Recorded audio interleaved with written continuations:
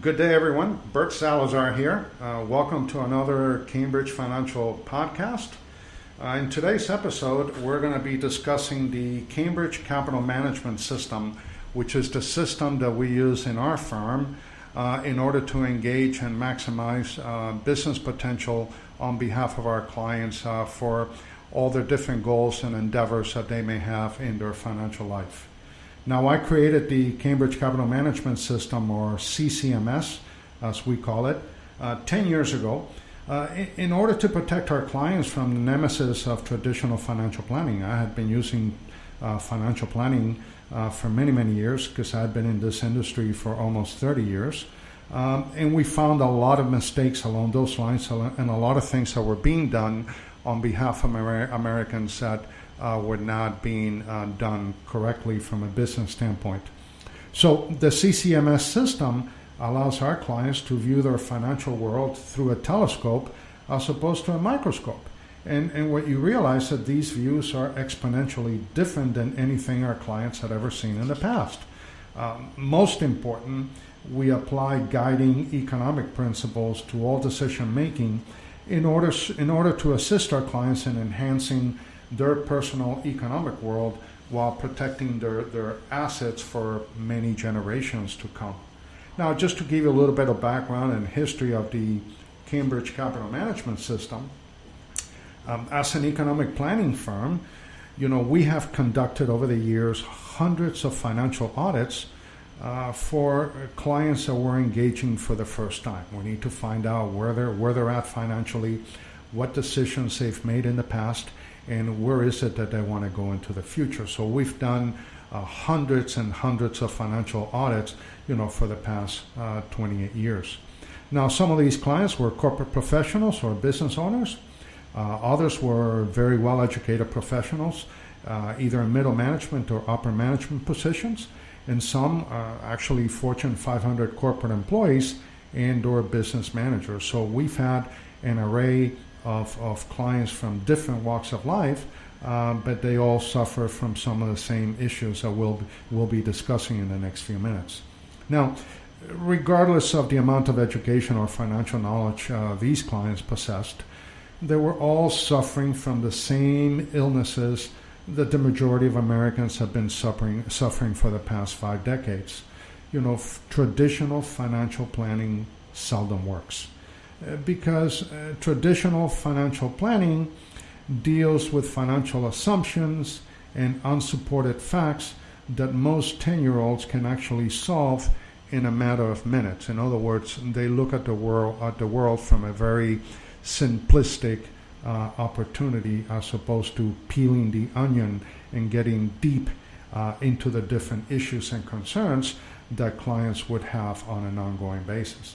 Now, in a perfect world, all these clients would be doing fine in the future because all financial assumptions, were being calculated from a linear standpoint. So, in other words, how many years remaining do you have to reach your goal? How much money are you willing to invest on a regular basis? And let's assume an average rate of return over that period. Oh, voila, simple, correct? Well, simple yet absurd.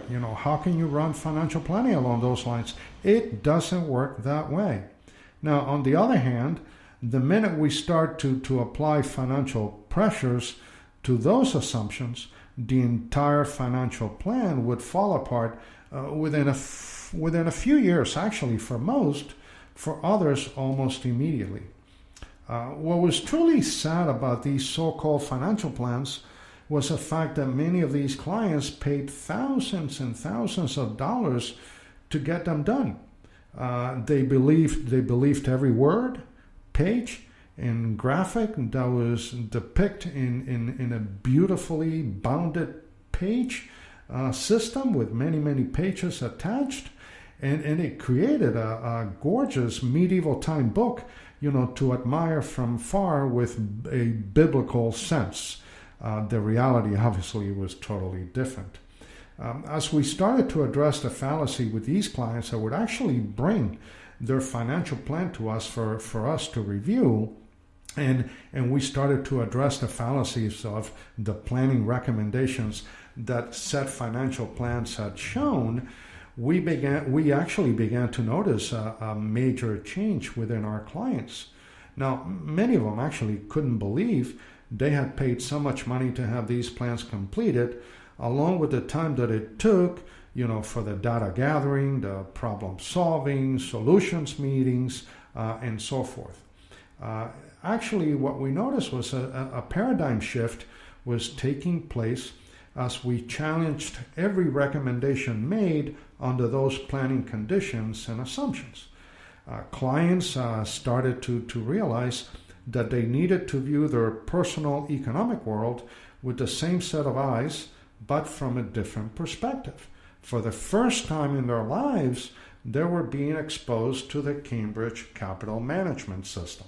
Now, you would wonder, what are the features and benefits of the system? Well, our unique process, measures every financial decision through a risk management telescope. Regardless of all the decisions made in the past, we guide our clients to view those decisions through a telescope as opposed to a microscope. They were totally astonished as to what they learned, because the view changes tremendously when you're looking through a telescope as opposed to a microscope. First, they realized that previous decisions were made in a vacuum and without any sound economic basis. Second, they realized that every economic decision has either a positive or a negative connotation on the overall financial picture. Now, how could they have known that if they didn't have an opportunity to look at their plan through a telescope? They didn't have a measuring stick or an economic model or a secular decision-making process that would evaluate, potential outcomes based on different scenarios. Now, one of the questions I always ask my clients as we go through this process is, have you ever played chess without a chessboard? And the answer is, of course not. It would be utterly impossible to play the game without rules and or a chessboard.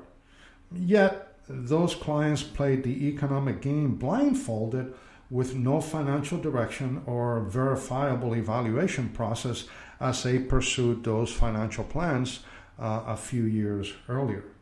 Now, since our CCMS process measures and verifies every financial decision through a risk management planning outcome calculation, we actually create economic models that protect our clients from the 4 major financial risks that every American is facing today and in the future. And the 4 major financial risks are, number 1, the risk of dying too soon.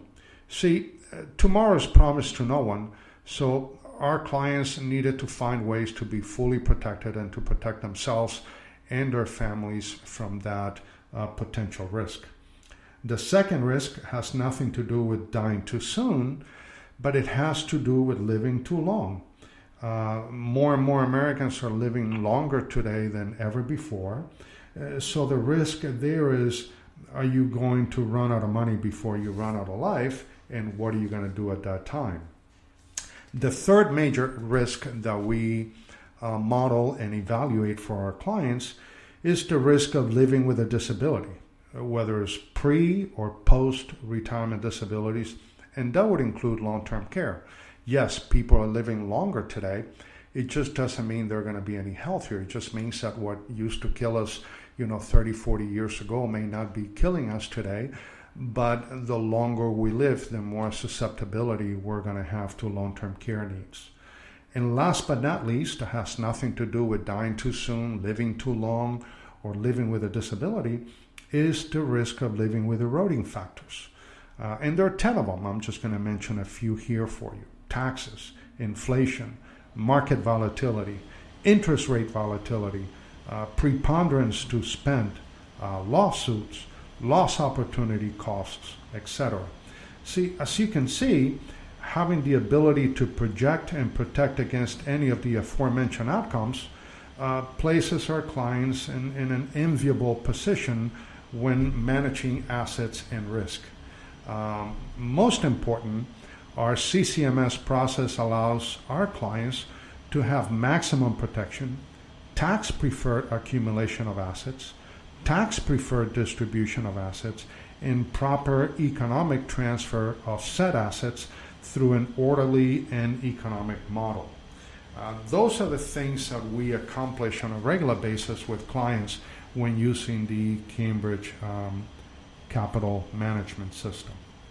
Now, these economic models address all plausible outcomes utilizing a surgical approach to financial decisions. Would you rather have a skillful surgeon with a dull knife or an average surgeon with a sharp knife?